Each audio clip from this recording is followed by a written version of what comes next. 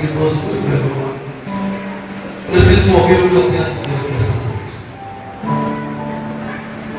Quando nós abrimos a Bíblia no livro de Malaquias, no capítulo 1, diz assim: maldito seja o enganador que, tendo um animal perfeito, promete e oferece ao Senhor um animal defeituoso.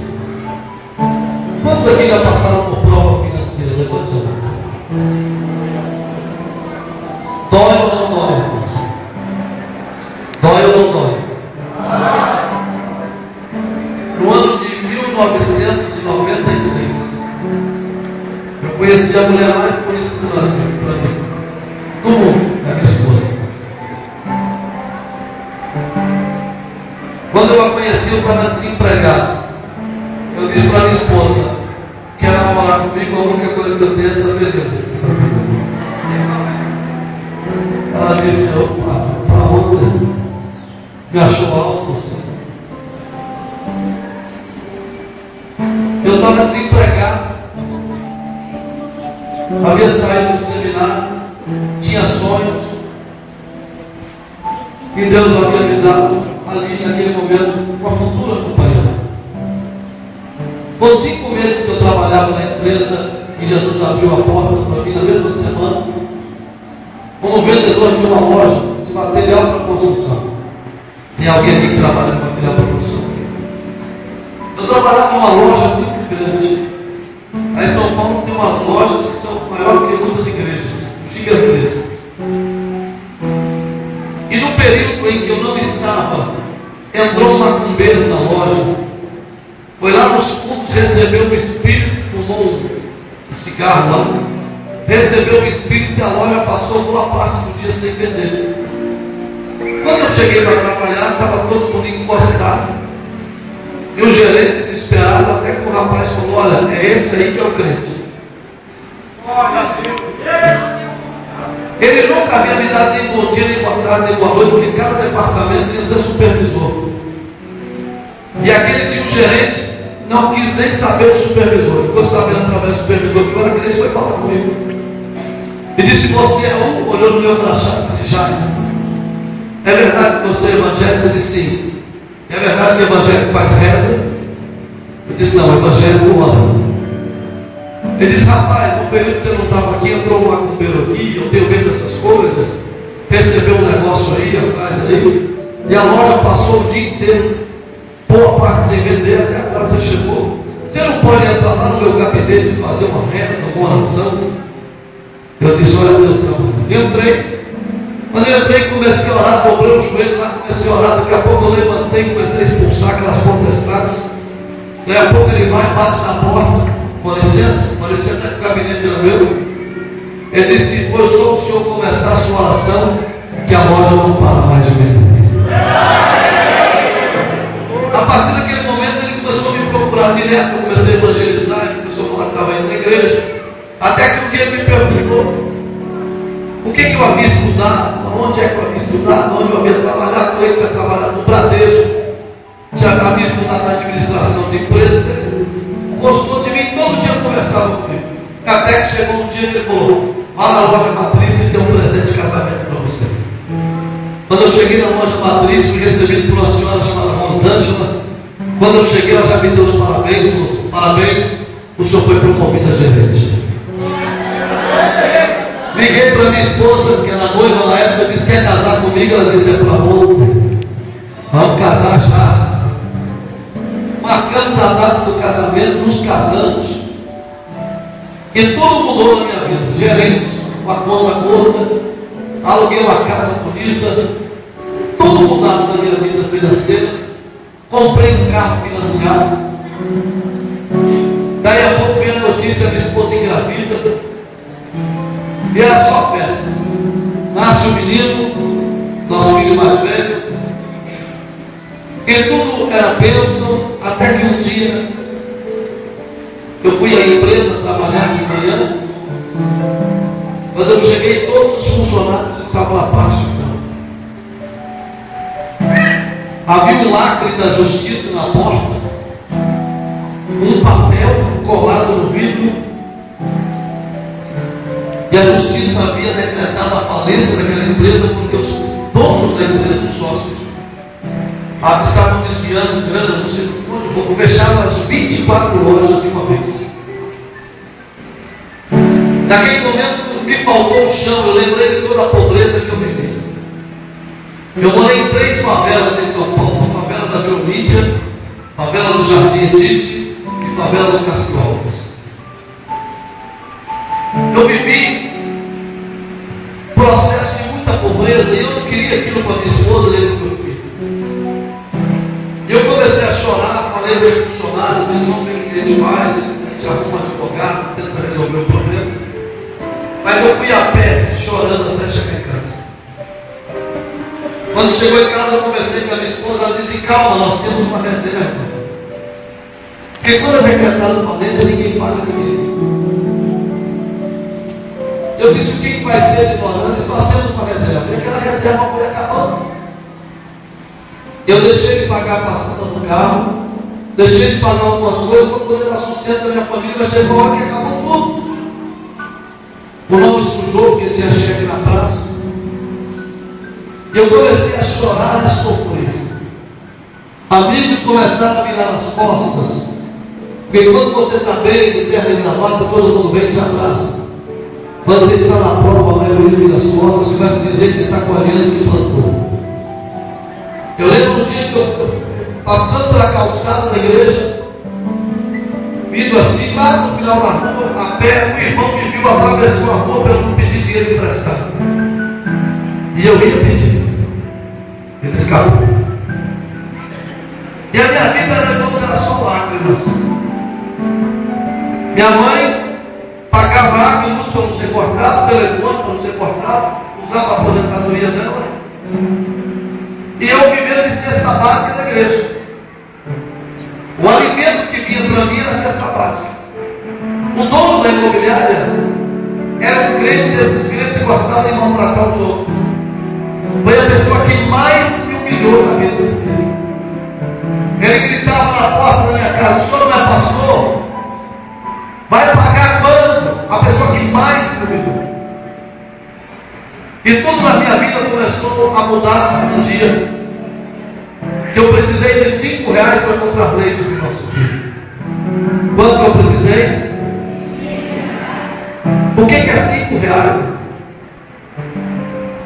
Eu deixei o carro em casa com a reserva de gasolina, caminhando, fui em direção a um pastor amigo meu, que foi reitor da faculdade teológica.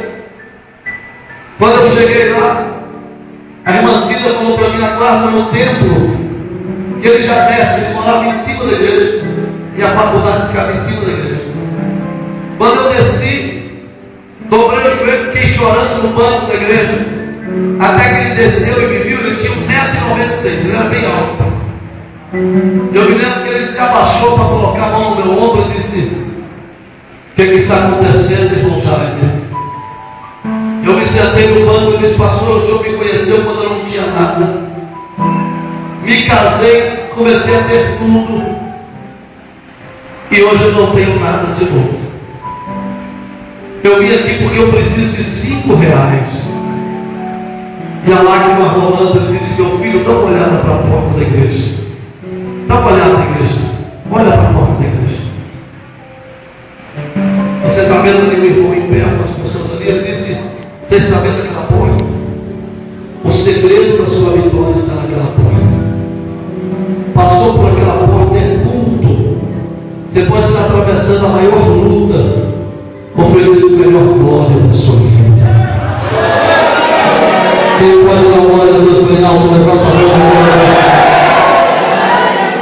Ele disse: eu vou estar atravessando a maior luta, ao passar por aquela porta, ofereço o seu melhor aleluia. Dá um aleluia bem alto, irmão. E quando chegar na parte da oferta, nunca oferte como miserável. Separe o que você tem de melhor no bolso e ofereça ao Senhor. Tenha coragem de ficar com o resto. Dê a melhor cédula. Nunca trate a obra de Deus de qualquer maneira. Sempre ofereça o seu melhor.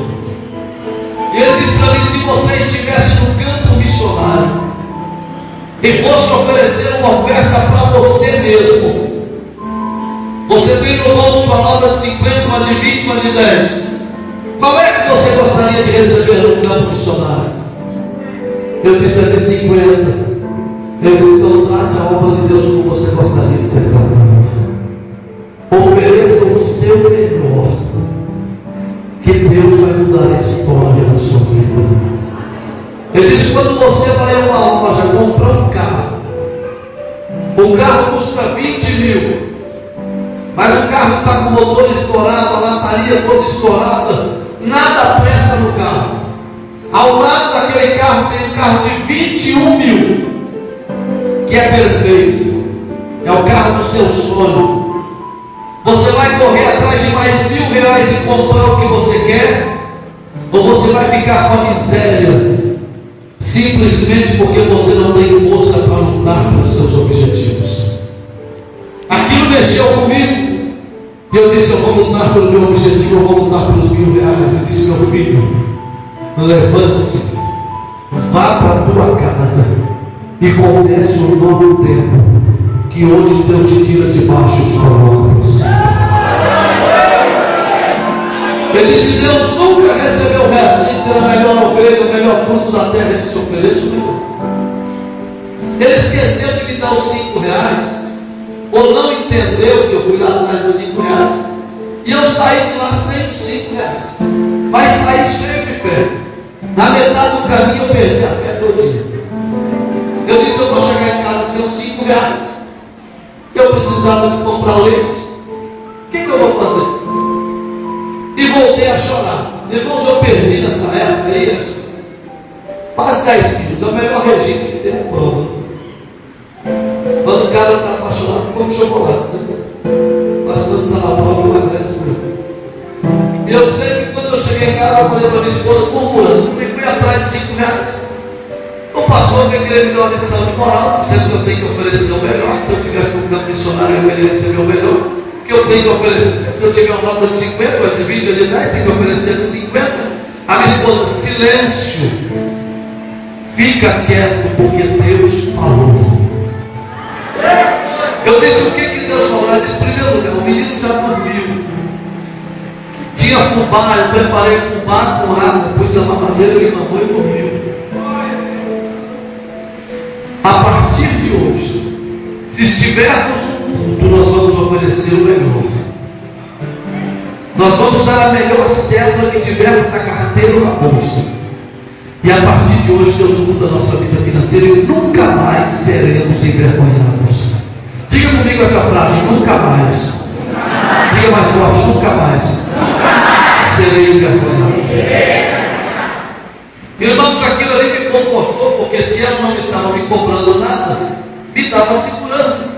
Quando deu 5 horas da tarde, alguém apertou a campainha lá de casa, começou a gritar, irmão Jair, quando eu cheguei lá, o envelopezinho todo dobrado, com 2 notas, uma nota de 50, parece uma nota de 50, é isso mesmo, uma nota de 50, várias notas, eu acho que era de 50 mesmo. Ele disse, aqui tem R$200 que Deus mandou trazer para o senhor. Eu disse, R$200, está resolvido o problema, da glória a Deus. Peguei os R$200, entreguei para minha esposa. Eu disse, nós vamos para a igreja, na volta nós vamos fazer uma compra no Extra. O hipermercado Extra é aberto 24 horas em São Paulo.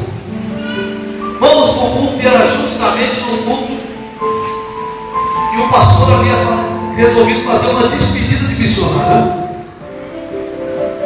Diz, irmão, nós vamos enviar 2 missionários para Haiti, acho que mais 2, ou era mais 1 para a África, e aquilo ali.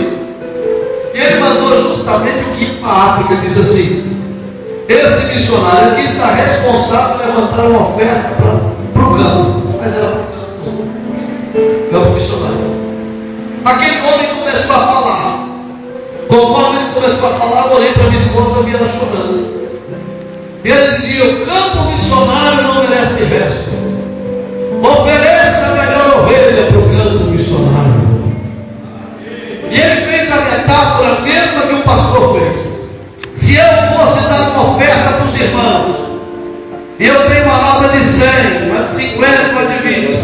Qual é que teus olhos olhariam primeiro? Todo mundo respondeu, ele sei. Eles são trate o campo missionário como você gostaria de ser tratado. E a minha esposa chorando, eu lembrei que lá no meio daqueles 200 reais tinha. Ou era uma onça, não lembro direito se era uma onça ou se era uma garopa, se era uma nota de 100. Eu acho que era uma de 50. Só sei que eu virei para minha esposa e disse, meu amor, você não vai ter coragem de dar melhor ouvir, né? E ela chorando disse, não, Jesus mandou dar o rebanho todo. Eu disse, o que você está falando? Jesus mandou dar o rebanho todo. Eu falei, não. Comecei a discutir, eu estava sentado com ela no púlpito, assim, lá, que tem igreja que põe o pastor do lado da esposa no púlpito. Eu disse, não, você não vai fazer isso comigo, você vai dar tudo. Eu passei o dia atrás de 5 reais. Ela disse, você está reclamando demais, está murmurando demais. Ela disse, quem mandou você me entregar os 200 reais? No meio daquela conversa, o irmão missionário que ia levar o dinheiro para a África fez isso. Levante a sua mão direita, levante você também. Ele disse, em uma semana, o milagre de Deus vai bater na sua porta. Em uma semana, algum sinal de Deus vai chegar. E aqui nessa igreja vai ser a mesma coisa. Quem entendeu,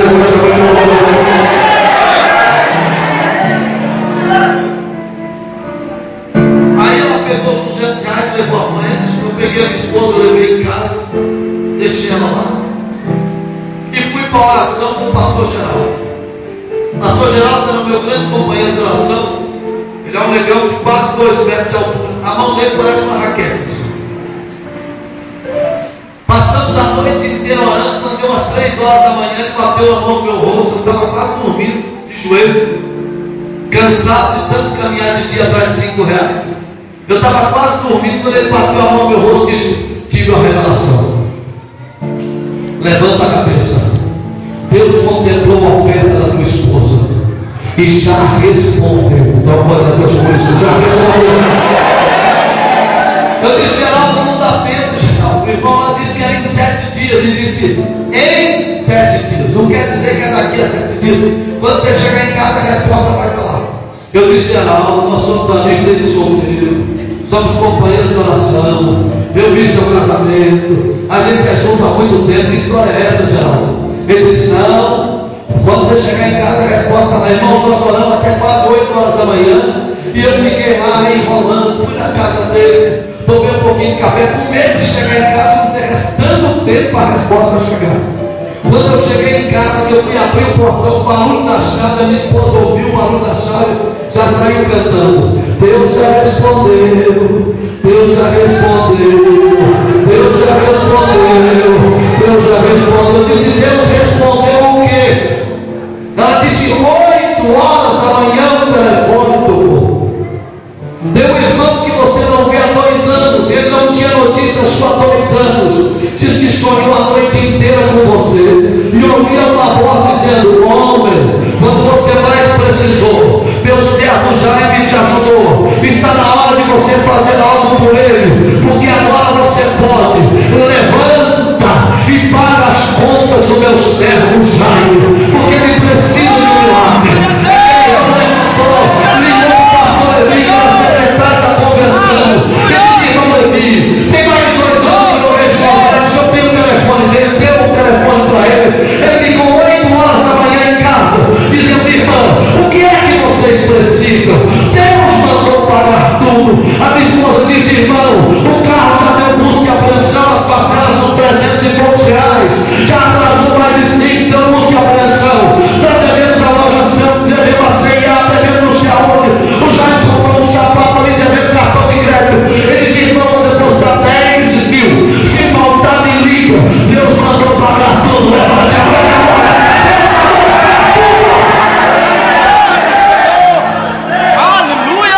Eu estou sentindo a presença que Deus vai mudar a história de igreja que nessa hoje. Tem igreja que nunca viu o que vai acontecer a partir de hoje na sua vida financeira. Quem acredita no amor de Deus vai dar o meu, porque Deus vai passar uma coisa. Aleluia! Irmãos, ele depositou mesmo. Nós saímos dali, fizemos tudo aquilo que tínhamos que fazer, pagamos tudo, passamos o dia pagando conta. Indo em escritório, porque Naquela época se pagava, não sei hoje como é que é, quando a busca e a pressão tem que ir no escritório de advogado. Na volta, passamos no extra, fizemos uma compra, irmão, uma compra. Quando eu estava deixando a compra, o telefone tocando, entrando de casa, quando eu atendi, ele disse: irmão Jaime está falando. Eu disse: sou eu. Tem 2 anos que eu não tinha notícia sua. Recebeu apenas o que você recebeu. Ele disse: eu estava orando. Agora Deus me deu uma outra direção. Deus mandou assumir o senhor, a sua esposa e seu filho, juntamente com o carro, durante 1 ano. Porque dentro de 1 ano Deus vai te levantar nesse Brasil. E ninguém mais vai te segurar. Olha eu aqui.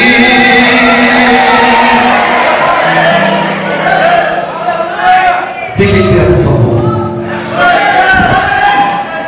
Dá a mão para a pessoa que está do outro lado. Dê a mão para a pessoa. Fecha os corredores todos aí. Dá a mão para quem está perto.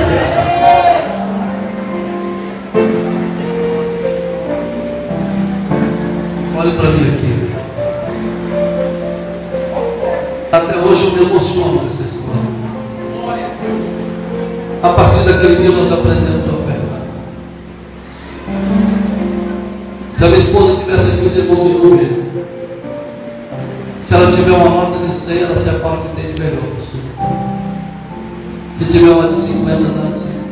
A melhor que tiver.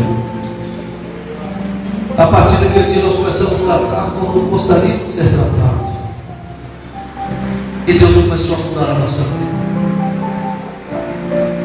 Deus vai mudar a história de crentes aqui hoje. Tudo que eu precisava, Deus começou a me dar. Aquele carro, apareceu um empresário com um carrão bem chique da Nissan, da marca Nissan. Gostou do meu carro, a história é longa. Quis trocar o carro comigo. No início eu tinha que voltar um dinheiro, depois ele não queria mais dinheiro. Me deu o carrão dele, ele comprou aquele carro, eu peguei dele, entrada no apartamento. O carrão dele me deu. Além de pagar o meu. Eu só sei, pastor Moura, que vai haver uma revolução financeira nessa igreja. Pessoas aqui terão uma revolução financeira e Deus vai mudar a sua vida para sempre. Você, aonde você está, agora solte a mão da pessoa que está do lado e não sai do lugar, solte. Daqui de cima eu vejo pessoas que precisam de um milagre. Eu não sei o que você precisa financeiramente falando. Talvez pagar uma dívida. Talvez esteja pensando em mudar de cidade. Você está cheio de sonhos, mas não sabe como realizá-los. Deus vai prover o milagre que você precisa. Quem está falando diante de você é uma pessoa que foi muito pobre. Levante as suas mãos para lá.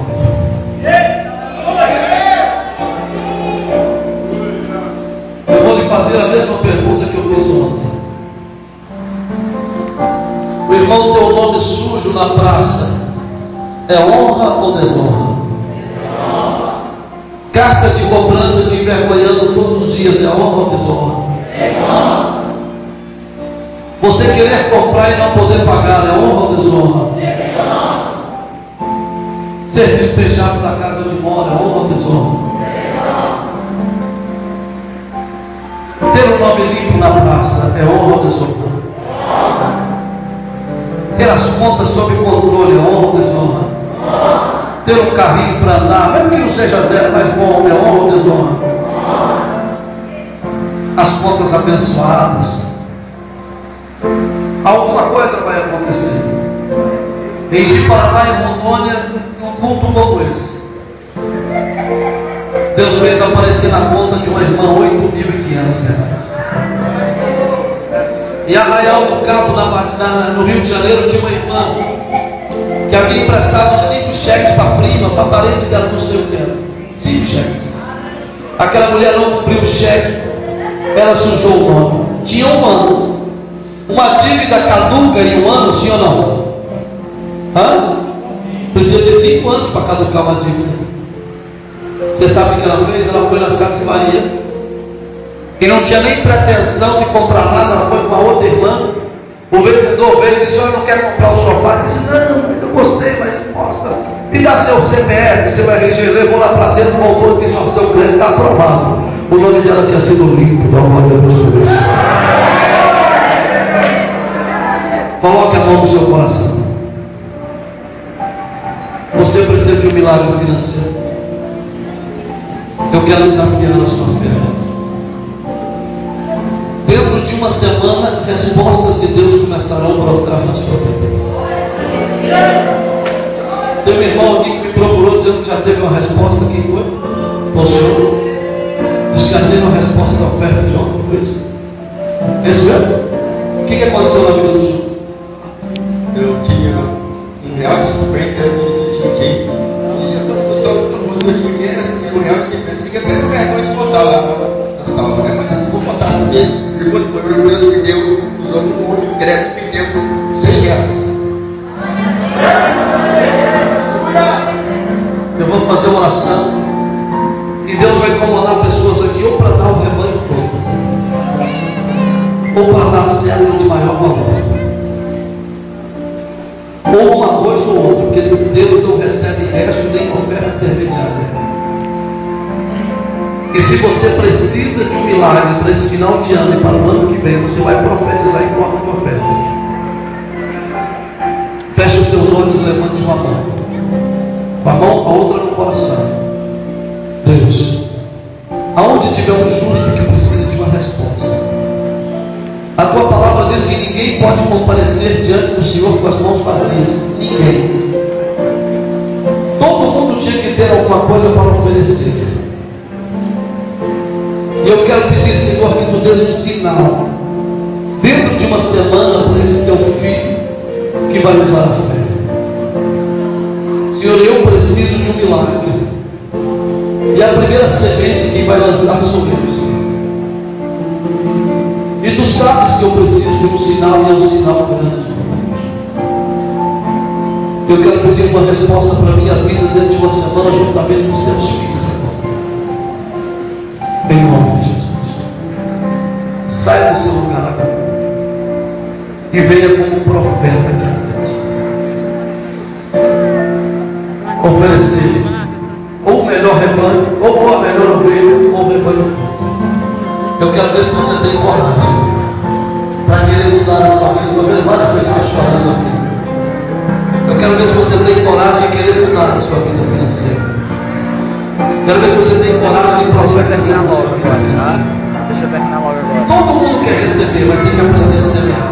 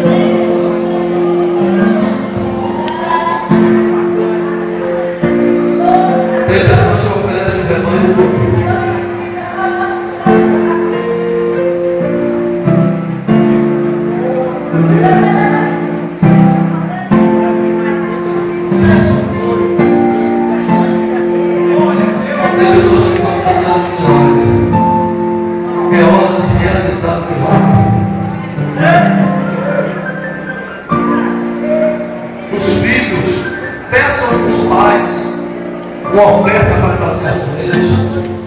É uma forma de você profetizar na vida do seu filho, você liberando essa oferta para ele. Diga, pai, eu quero dar uma oferta para ele.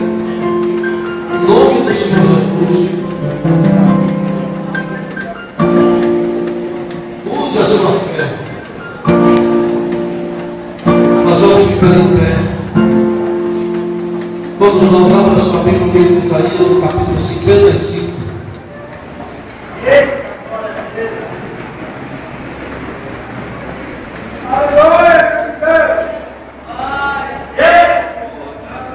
Versículo de número 13.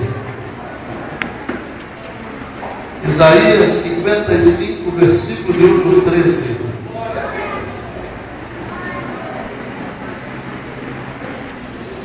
Glória a Jesus. Os crentes pentecostais ainda estão por aí ainda? Irmãos, acho que essa aqui é a igreja mais barulhenta que tem no Nordeste todo. Eu vou dizer para os irmãos, eu já vi até o tecladista aqui pula. Glória a Deus, a presença de Deus é real. E a oferta é um momento espiritual também, é um momento de você profetizar a sua vida. Tem gente que está sendo edificado com esse testemunho, tá ou não tá, irmãos? Tem pessoas que estão. Quem está sendo edificado com esse testemunho que eu contei aqui, levante a mão, por favor. Isaías 55, versículo 13. Quem achou, pode dizer amém? Em lugar do espinheiro crescerá a faia. Vamos ler de novo. Em lugar do espinheiro crescerá a faia. Em lugar do espinheiro crescerá a faia. E em lugar da sarça crescerá a murta. E em lugar da sarça crescerá a murta. E em lugar da sarça crescerá a murta. Isso será para o Senhor por nome, por sinal eterno, que nunca se apagará. Coloque a Bíblia onde você está sentado, escolha o crente mais bonito, mais alegre, está do seu lado, dá um forte abraço nele. Se não for tão bonito, diga Deus te abençoe, mas abraça a si mesmo. Seja profeta, abençoador de crentes. Tem atitude profética. Glória a Deus. Glória a Deus. Diga comigo, por favor, irmão pentecostal e alegre. Diga faia.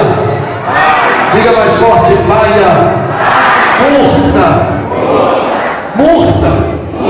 Sinal eterno. Que nunca se apagará. Tome assento, dando glória a Deus. Aleluia.